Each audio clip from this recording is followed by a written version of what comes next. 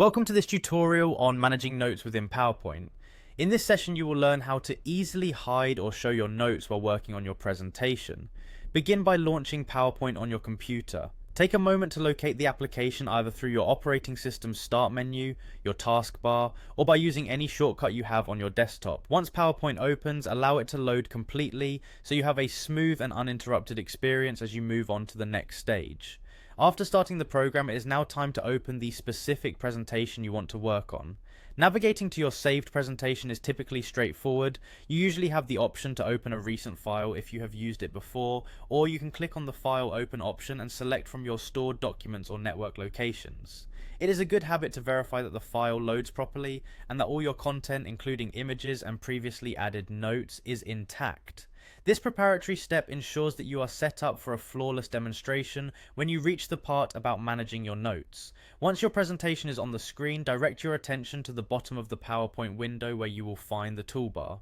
On this toolbar there is a button clearly marked as Notes. The Notes button is an essential part of the user interface when you are reviewing your presentation. By clicking this button, you have the ability to hide any notes that you have been using as your personal guide during a presentation or a rehearsal. This function is particularly useful if you prefer a cleaner look, or if you are preparing your slides for distribution where your personal annotations are not required.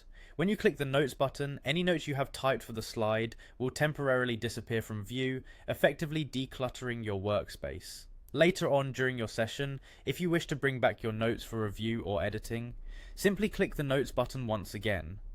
This repeat action is designed to be intuitive and makes it easy to toggle between having a clean visual presentation scene and reviewing your supportive personal notes.